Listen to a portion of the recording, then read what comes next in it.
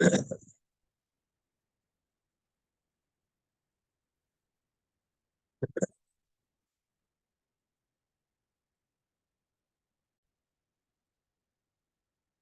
हम लोग इलेक्ट्रोस्टैटिक्स का चैप्टर कर रहे हैं एंड फील्ड लाइंस अभी तक निकाल ली थी। सो ये रिलेशनशिप अगर फाइनाइट चार्ज है, फाइनाइट चार्ज लेमडा है, तो यहाँ पे अगर आर डिस्टेंस पे है, then we find out electric field perpendicular and electric field parallel as k lambda by r cos of theta 2 minus cos of theta 1 and E parallel is equal to K lambda by R sin of theta 2 minus sin of theta 1 and remember angle क्या थे वो ध्यान रख लो, वो important है कि एक and ये है, एक एंड ये है। हमारे को एंगल एक ही डायरेक्शन में मेजर करना है और हम लोगों ने एंगल को एंटी क्लॉकवाइज मेजर किया था। सो दिस इज थीटा 2 और अगर मैं यहाँ से ऐसे एक्सटेंड करता हूँ लाइट को, this is theta 1 and what is the benefit here is कि तुम्हारे को जो है साइन का ध्यान नहीं रखना पड़ेगा, अपने आप प्लस माइनस साइन आ जाएगा, या जहाँ पे नेगेटिव होना है नेगेटिव हो जाएगा, जहाँ पे पॉजिटिव होना पॉजिटिव। हाँ, सॉरी, साइन का ध्यान नहीं, तुम्हें प्लस करना है या माइनस करना है उसका ध्यान नहीं रखना पड़ेगा। Okay, so now what happens is एक दूसरा सवाल करते हैं तो क्लियर हो जाएगा कि क्या है। Intensity of point P due the long wire of uniformly charge density lambda. Okay, तो इस बार वायर लॉन्ग है, ऐसा वायर है, okay, going towards infinity at this point, but you are not suppose to find here. हमारे को यहाँ पे नहीं निकालना है। अगर यहाँ पे निकालना होता तो सेमी इनफाइनाइट वायर का फॉर्मूला लग जाता। हमारे को निकालना है एट दिस पॉइंट, इस पॉइंट पी पे निकालना है, और वायर जो है यहाँ से शुरू हो रहा है।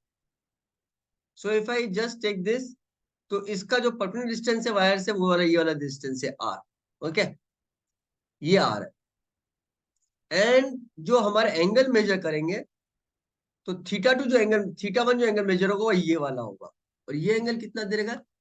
अगर ये एंगल 37 दे रखा है, then this angle is 53. Okay. So now we don't have to do anything. We just say E perpendicular is equal to K lambda by R cos of theta 2 minus cos of theta 1। और theta 2 कितना है? अगर ये यहां से जो major होता है थीटा 2 एंगल, वो तो जीरो हो जाएगा। Theta 2 is zero and theta 1 is 53 degree. So this is K lambda by R। cos zero कितना होता है? 1। एंड cos 53 कितना होता है? 3/5। Remember, cos 53 is equal to sin 37, which is equal to 3/5, and cos 37, which is equal to sin of 53, is equal to 4/5। ये result याद रखो, तुम्हारे को जेई मेंस में, नीट में बहुत काम आएगा। So this is equal to 2k lambda by 5r and E parallel is equal to k lambda by r sin of theta 2 minus sin of theta 1। Theta 2 zero है और theta 1 53 degree है, तो k lambda by r zero minus sine 53 कितना होता है? 4/5। So this is -4 k lambda by 5r। तो that means E perpendicular इस direction में और E पैरेलल इस डायरेक्शन में।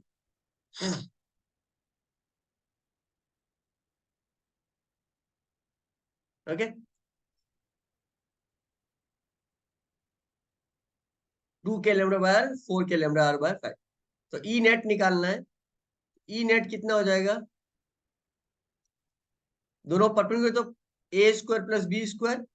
सो k lambda by 5r तो कॉमन आ जाएगा, square root of 4 plus 16, square root of 20 आएगा। सो 2k lambda by root 5r, ये अपना फाइनल आंसर हो जाएगा। ओके, सो दिस ये कैलकुलेशन तुम्हारे को एग्जाम में बहुत फटाफट करना होगा। क्लियर है यहाँ पे? Now if you see here, यहाँ पे जैसे ये एंगल दे रखे थीटा 1 थीटा 2, थीटा 1 को 37 लोगे, थीटा 2 को 90 लोगे। ये तो मैंने खाली ऐसा कर रखा है यहाँ पे समझाने के लिए, बट हियर यू सी यहाँ पे cos of theta 2 minus cos of theta 1 की जगह cos of theta 1 minus cos of theta 2 हो गया। कुछ प्रॉब्लम्स आती है इस रिजल्ट को यूज करने में। If I using the angle theta 1 and theta 2 here eight this point, P point पे, कुछ बुक में क्या होता है, मैंने जैसे पिछली बार बताया था ना, they use these angle sets theta 1 and theta 2। और इसमें क्या है, you have to do the adjustment of this side, कि यहाँ पे प्लस रखना है कि माइनस रखना है। ये जो फॉर्मूले मैंने लिखे ना, cos of theta 2 minus cos of theta 1, sin of theta 2 minus sin of theta 1, you have to do the manual adjustment, कि यहाँ पे प्लस साइन आएगा या माइनस साइन आएगा। ओके, तो हमारे को ये एडजस्टमेंट नहीं करना है। तो हम मैंने जो कन्वेंशन सीखा है उसमें करोगे, तो पॉइंट चाहे सामने हो, चाहे नीचे हो, चाहे ऊपर हो, अपने आप ही रिजल्ट सही आ जाएगा। Okay,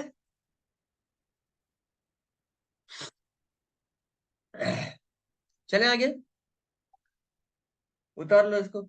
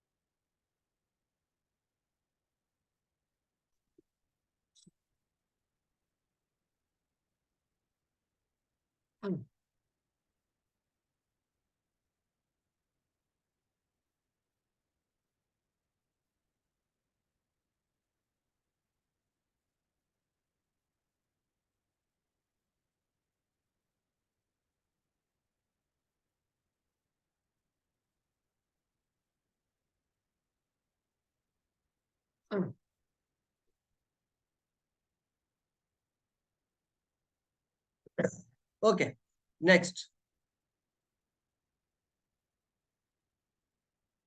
electric field intensity on the axis of a charged ring. So we are not going to do the derivation of this, हम उसको skip मारेंगे, खाली इसको conceptually समझेंगे। I am not going to do the integration of this. Okay,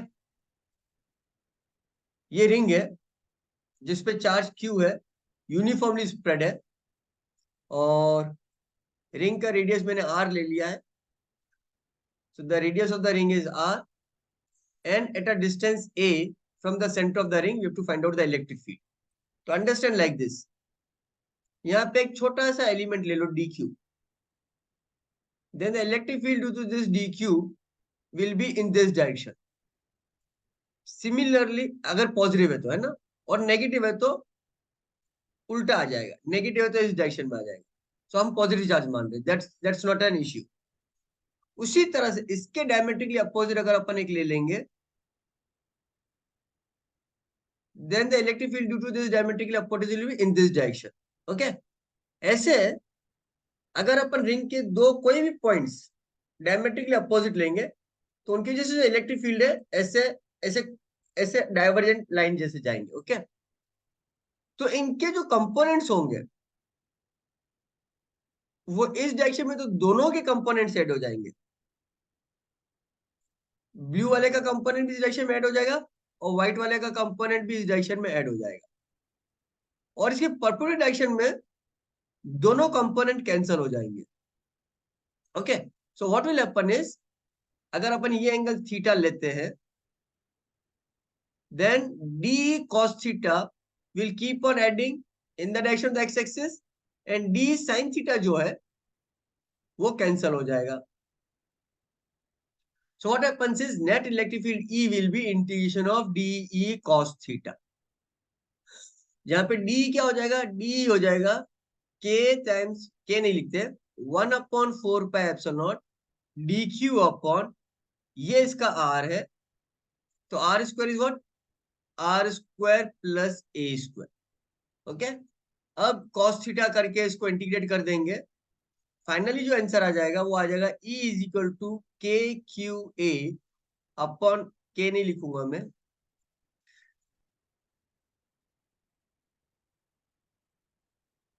1/4 pi epsilon naught Q A upon are square plus A square to the power 3/2। इस result को अच्छे से याद कर लो। ये ए जो है distance from the centre of the ring है, आर इसकी रेडियस है। एक तो रिजल्ट को याद कर लो और एक इसके ग्राफ को याद कर लो। अगर अपन ए को 0 पुट करते हैं तो ई 0 हो जाएगा, और अगर अपन ए को इंफिनिटी पुट करते हैं, ठीक है, ए अपॉन, अगर नीचे देखोगे ना, ए स्क्वायर टू पावर 3/2, अगर तुम ए को बाहर निकालोगे तो ये a upon a cube, 1 + r upon a, r square upon A square के फॉर्म में, तो ये 1/a² के फॉर्म को, तो अगर ए को इंफिनिटी पुट करोगे तो भी ई 0 हो जाएगा। इसको देख लो। हाँ, मैं वापस से थोड़ा सा नीट एंड क्लीन कर देता हूँ उसको।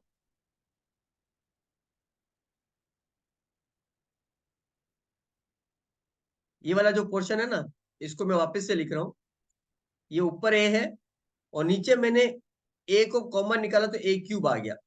Okay, and R square upon A square plus 1 to the power 3/2। तो ये जो टर्म है ये 1/a² के फॉर्म का हो गया। अगर ए इंफिनिटी को टेंड करता है तो आर अपॉन ए 0 हो जाएगा, 1/a² 0 हो जाएगा, तो ई जो है ना यहाँ पे भी 0 है। तो ना सेंटर पे भी ई 0 है और इनफाइनाइट डिस्टेंस पे भी ई 0 है। और बीच में ई की नॉन जीरो वैल्यू है, बीच में ई की नॉन जीरो वैल्यू, ये समझ में आ गया। अगर ए को 0 पुट कर रहे हैं, that is centre of the ring पे भी ई 0 हो रहा है, इस फॉर्मूले में क्लियरली देख लो। और अगर अपन ए को इंफिनिटी पुट कर रहे हैं तो ऊपर भी इंफिनिटी है और नीचे भी इंफिनिटी है। तो अभी इंफिनिटी अपन इंफिनिटी फॉर्म में मैंने इसको थोड़ा सा सिंप्लीफाई करके दिखाया, तो तुम्हें लग रहा है कि नीचे वाला ज्यादा स्पीड से बढ़ रहा है ना, तो इसीलिए इनफाइनाइट डिस्टेंस पे भी ई 0 हो रहा है। इनफेक्ट ध्यान रख लेना, कोई भी फाइनाइट चार्ज अगर यहाँ पे रखा हुआ है तो उससे इनफाइनाइट दूरी पे तो हमेशा ई 0 ही होगा, चाहे वो रिंग हो, चाहे डिस्क हो, चाहे पॉइंट चार्ज हो, चाहे लाइन हो, कुछ भी हो। अगर फाइनाइट चार्ज इस पॉइंट पे रखा है तो उससे इनफाइनाइट डिस्टेंस पे ई हमेशा 0 होगा। ओके, तो यहाँ पे क्या हो रहा है, इलेक्ट्रिक फील्ड ई सेंटर पे 0 है, धीरे धीरे करके बढ़ रहा है, अपनी मैक्सिमम वैल्यू तक जा रहा है, वापस धीरे धीरे जब इंफिनिटी तक पहुंच रहा है तो वापस से 0 हो गया। ओके, तो इस इधर इलेक्ट्रिक फील्ड जो है ना अपने राइट में, electric field is in the positive x axis direction. Similarly अगर अपन यहाँ की तरफ लेंगे, पीछे की तरफ, यहाँ पे एक्सटेंड करेंगे, then what we see is electric field is in the negative X axis direction. तो अगर अपन ये वाला ग्राफ बनाएंगे ना, तो यहाँ पे इलेक्ट्रिक फील्ड को नेगेटिव बताने के लिए अपन ग्राफ ऐसा बनाएंगे। ओके, एग्जैक्टली सिमेट्रिक है बट ये नेगेटिव डायरेक्शन में। नाउ रिमेंबर दिस रिजल्ट, ये पॉइंट जो है जहां पे ई मैक्सिमम हो रहा है, इस पॉइंट पे ई मैक्सिमम हो रहा है, और ये जो वैल्यू ए की, here a is r/√2 and here a is -r/√2। That is E की जो मैक्सिमम वैल्यू आ रही है रिंग की वजह से, वो किस पॉइंट पे आ रही है, r/√2 वैल्यू पे आ रही है। ई की मैक्सिमम वैल्यू आ रही है r/√2 पे। रिमेंबर दिस रिजल्ट, इस रिजल्ट को अच्छे से याद रखो। E is equal to K Q A upon are square plus A square to power 3/2 and the maximum value of E due to the ring is at a distance r/√2 from the center of the ring.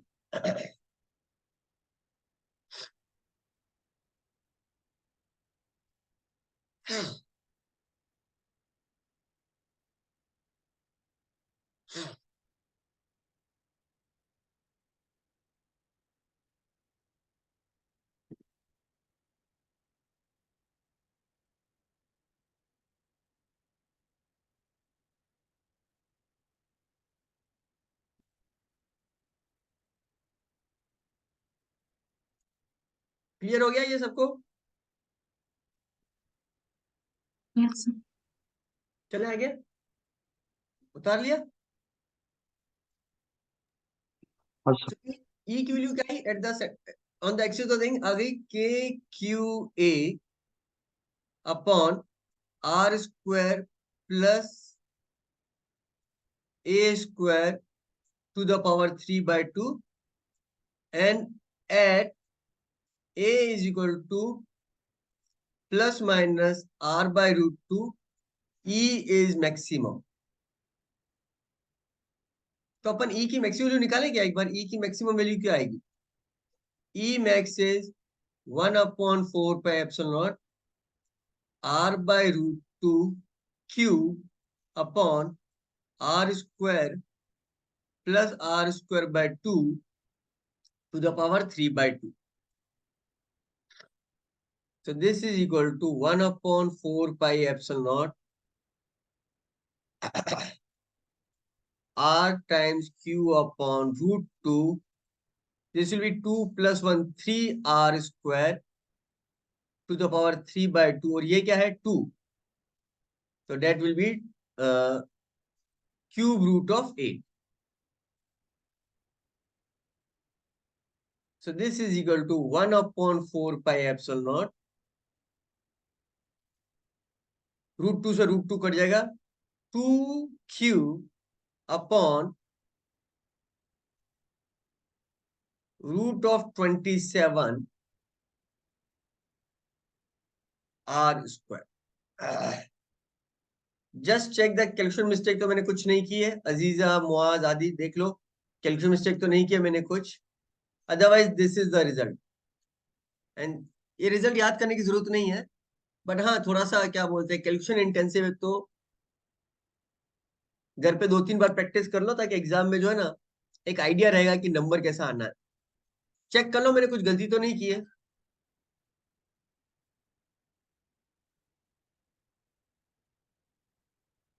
Is this clear?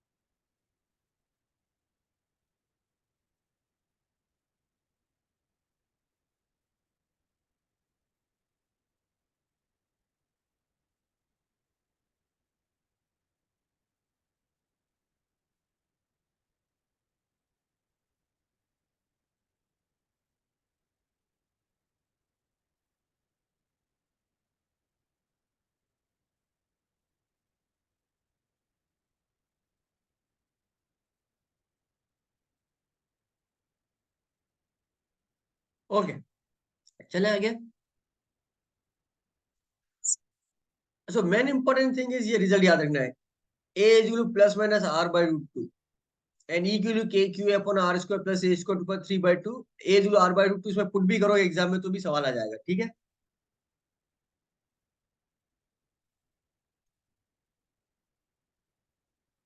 Electric field intensity to a uniformly charged disc. So what we have to do is again हम खाली इसका result याद करेंगे, derivation नहीं करेंगे। So if this is a disc जिसको मैंने इसे and this is the axis, okay. So अगर अपन सामने से देखेंगे तो अपने को डिस्क ऐसी दिखेगी। अब मैंने क्या बोला था कि अगर लाइन जैसा हो, जैसे रिंग था स्ट्रेट लाइन था, तो you can divide into point charges. तो अब अपने पास रिंग की वजह से इलेक्ट्रिक फील्ड मालूम है, तो अपन क्या करेंगे डिस्क को जो है ना वो भी छोटी छोटी रिंग में डिवाइड कर देंगे। तो सपोज कर लो एक रिंग ये वाली है, सपोज कर लो एक रिंग ये वाली है, तो यहाँ पे ये रिंग मेरे को ऐसे दिख रही है, ओके। मान लो कि डिस्क की जो रेडियस है वो कैपिटल आर है और अपने को at a distance A find करना है। तो ये छोटी रिंग बनाई है ना, इसकी रेडियस आर मान लो, इस पे चार्ज डी क्यू मान लो। तो इसकी वजह से जो इलेक्ट्रिक फील्ड होगा, इस श्रिंक की वजह से जो इलेक्ट्रिक फील्ड होगा वो इस डायरेक्शन में होगा, जिसको अगर अपन डी बोल दे तो डी क्या है, 1/4 pi epsilon naught Q A upon D Q A upon are square plus A square to the power 3/2। यही रीजन निकाला था रिंग के लिए। रिंग के लिए अपने यही रीजन निकाला था, बस इसमें चेंज क्या हो गया कि रिंग के ऊपर चार्ज क्यू की जगह डी क्यू आ गया, राइट। और डिस्क के लिए क्या करना है, इस डी को इंटीग्रेट करना है सीधा सीधा। और डी क्यू कैसे आएगा, अगर इस पूरे डिस्क पे सरफेस चार्ज डेंसिटी सिग्मा है, ये जो पतली सी रिंग बनाई है तुमने, ये जो पतली सी रिंग बनाई है जिसकी रेडियस आर है, उसकी थिकनेस मान लो डी आर है। अगर मैं इस रिंग को ऐसे काट के खोल दूं अगर मैं रिंग को काट के इसे खोल दूं, तो पतली सी रिंग है, बिल्कुल पतली, समझ लो बाल से भी पतली रिंग है, तो इसका सरकमफ्रेंस 2 पाई आर है और ये थिकनेस कितनी है, डी आर है। तो इसका एरिया कितना हो जाएगा, जितना इस रेक्टेंगल का एरिया होता है, राइट, कितना हो जाएगा, 2 पाई आर डी आर। तो डी क्यू जो हो जाएगा वो क्या हो जाएगा, D Q is equal to sigma multiplied by 2 pi R D R. ये क्लियर है, ये क्लियर है ना। अब इसके बाद इंटीग्रेशन आता है, तो नीट के बच्चों को इंटीग्रेशन करने की कोई जरूरत नहीं है। जेई के बच्चे जो है ना, उनको इंटीग्रेशन आता होगा तो इसको सब्स्टिट्यूट करके इंटीग्रेशन कर सकते हैं। और ये जो आर है रेडियस, ये वेरी करेगी 0 से लेके कैपिटल आर तक।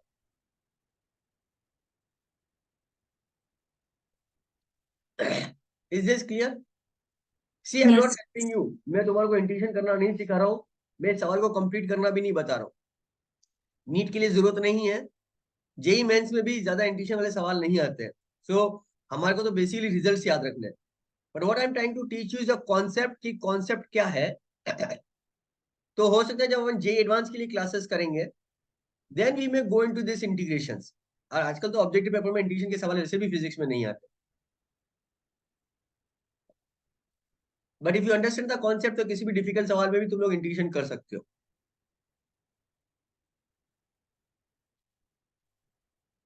क्लियर हो गया ये? Yes.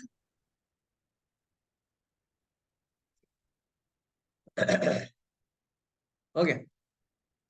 सो डिस्क की वजह से अगर मैं इंटीग्रेशन करूंगा, ई की वैल्यू क्या आ जाएगी, याद रख लो।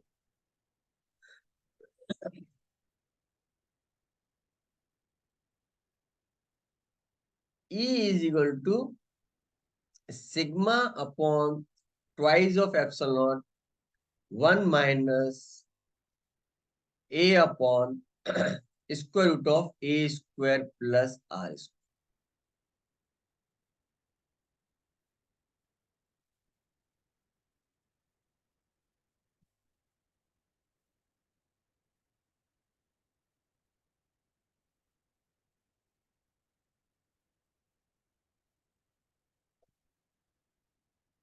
E is equal to sigma upon 2 epsilon naught।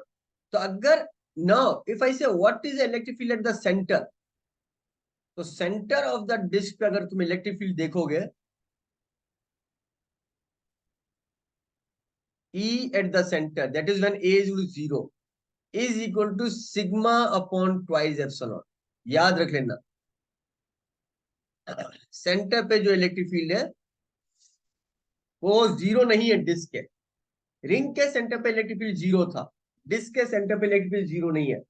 So again emphasise यही है, फॉर्मूला याद कर लो, एम्फेसाइज यही है, फॉर्मूला याद करो। एन एट इनफाइनाइट डिस्टेंस, तो इनफाइनाइट डिस्टेंस देखो, ये ए है ना, ये ए और नीचे भी ए कॉमन निकाल लो, तो 1 + r² अपॉन ए स्क्वायर, ए से ए कट जाएगा, so this is 1 upon square root of 1 + r² upon A square. अगर अपन ए को इंफिनिटी करेंगे, अगर अपन ए को इनफाइनाइट करेंगे तो ये टर्म 0 हो जाएगा, तो खाली 1 बचेगा। तो यहाँ पे क्या बचेगा, 1 माइनस 1, जब ए इंफिनिटी होता है। तो what you see at infinite distance, E क्या हो जाएगा, 0 हो जाएगा। करने की जरूरत ही नहीं है। छोटा सा, चाहे रिंग हो, चाहे डिस्क हो, चाहे छोटा सा एलिमेंट ऐसा हो, या कोई भी आर्बिट शेप का चार्ज क्यू हो, अगर ये स्मॉल है तो इनफाइनाइट डिस्टेंस पे जब तुम जाओगे तो the E has to become 0। अगर इनफाइनाइट है, जैसे इनफाइनाइट वायर है, तो फिर दिस रिजल्ट में may be applicable, may not be applicable, तो इनफाइनाइट डिस्टेंस पे 0 हो नहीं हो। इनफाइनाइट एलिमेंट की बात नहीं करो। अगर फाइनाइट एलिमेंट है कोई सा भी, तो उसके कॉम्प्लिकेटेड ये एक्सप्रेशन आएंगे। लेकिन जब भी तुम इसकी वजह से इनफाइनाइट डिस्टेंस पे जाओगे तो ये हमेशा 0 होना ही चाहिए। Is this clear? Is this clear? Yes. Yes. Yes. इसमें से किसी को कुछ उतारना है क्या? उतार लो, जिसको भी कुछ उतारना है तो।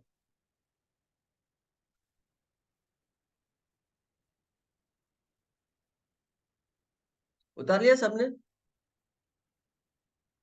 Yes. Yes, sir.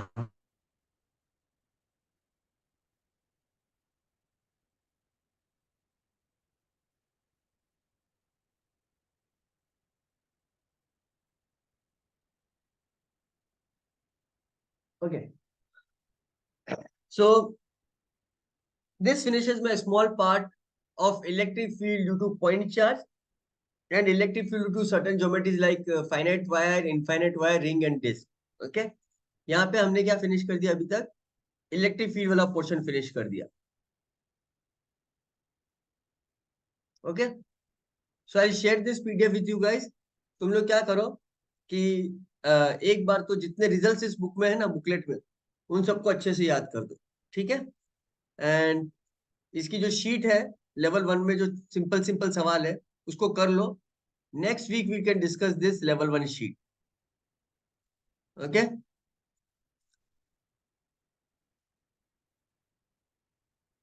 अजीजा तुम्हारे को लेवल 2 करनी है, ठीक है? लेवल 1 नहीं करनी है तुम्हारे को। Yes.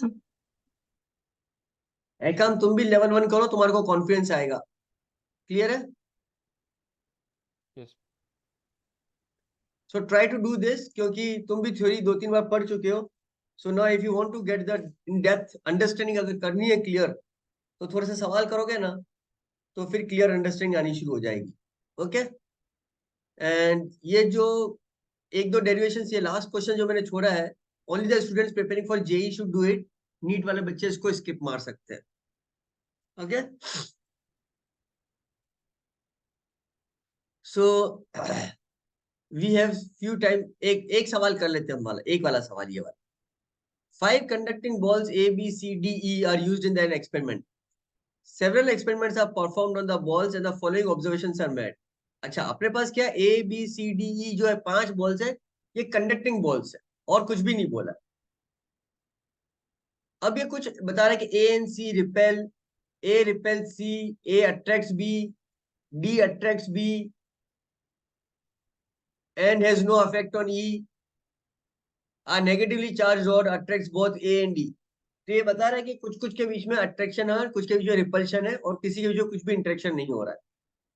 तो अपने को पूछ रहा है कि what are the charges if any on each ball. मतलब ये पूछा है कौन सी पॉजिटिव चार्ज है, कौन सी नेगेटिव चार्ज है, और कौन सी न्यूट्रल है।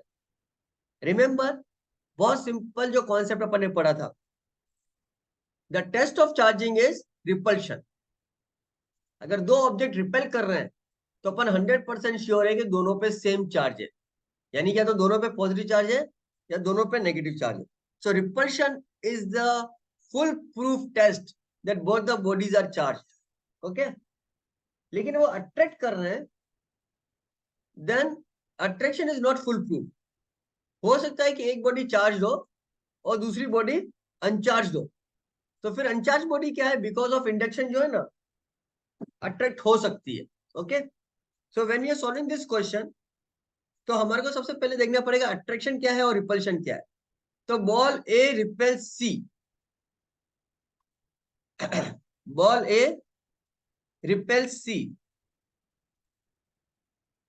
तो ए और सी अपन यहाँ पे चार्ज लिख लेते हैं और यहाँ पे डोंट नो,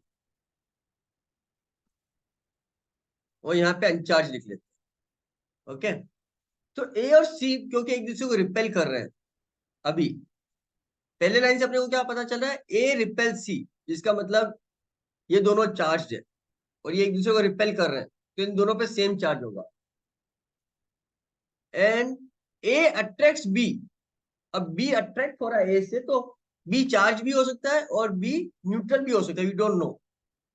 सो अभी अभी अपने को पता चला कि बी क्या है, we don't know, first statement से। बॉल डी अट्रैक्ट्स बी, अब डी बी को अट्रैक्ट कर रही है, and has no effect on E, और डी और ई के बीच में कुछ भी नहीं हो रहा।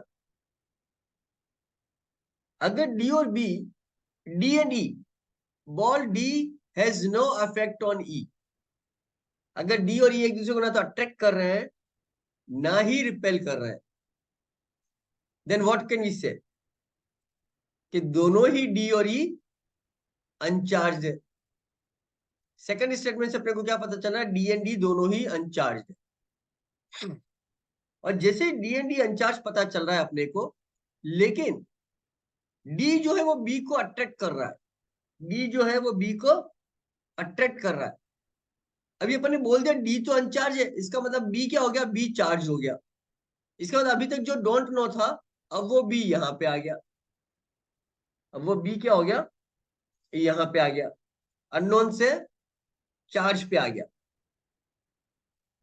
और ए और सी जो है, A repel C and attracts B, तो इसका मतलब ए और बी जो है उन पे चार्ज क्या हो गया, अपोजिट, ये दोनों अपोजिट चार्जेस के हो गए, क्योंकि फर्स्ट स्टेटमेंट में क्या हो रहा है, ए और बी अट्रैक्ट कर रहे हैं। ठीक है, a negatively charged rod attracts both A and E, अब एक नेगेटिवली चार्ज रॉड ई को अट्रैक्ट करी, ठीक है, लेकिन वो ए को भी अट्रैक्ट कर रही है। अगर थर्ड स्टेटमेंट में नेगेटिवली चार्ज रॉड से अगर वो ए को अट्रैक्ट कर रही है और ए भी चार्ज है, इसका मतलब ए क्या हो गया, ए पॉजिटिव हो गया। अगर ए पॉजिटिव है और अगर सी को रिपेल कर रहा है तो सी भी पॉजिटिव हो गया। अगर ए पॉजिटिव है और वो उसका चार्ज बी के अपोजिट है तो बी नेगेटिव हो गया। तो अपने पास क्या आ गया, A B C D E, A is positive, B is negative, C is positive, D is zero charge, E is zero charge. So answer is C. Is this clear, is this clear? Yes, sir. इस सवाल को करने का अपने पास जो जो ब्रह्मास्त्र था, the key point that is repulsion guarantees both bodies are charge, है ना। रिपल्शन ही गारंटी करता है कि दोनों बॉडीज चार्ज है। Attraction does not guarantee, does not guarantee, है ना। अट्रैक्शन के केस में क्या होगा, मे बी, हो सकता है, maybe both are charge, और maybe one is charge, another is neutral. तो उस केस में क्या होता है उस केस में क्या होता है,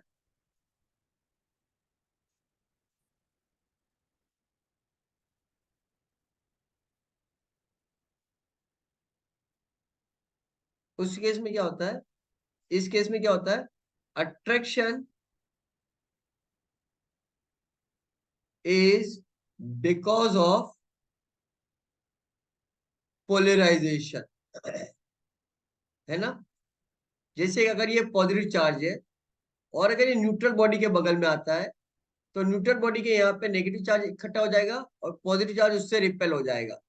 तो अब ये दोनों एक दूसरे को अट्रैक्ट कर लेंगे, इसीलिए न्यूट्रल बॉडी चार्ज बॉडी से अट्रैक्ट हो रही है, अदरवाइज नहीं होती। तो attraction is not a sure shot test, guarantee नहीं दे सकते कि दोनों बॉडीज चार्ज है, बट अगर रिपेल कर रहे हैं दोनों बॉडीज तो हम गारंटी दे सकते हैं कि दोनों बॉडीज चार्ज है। Is this clear?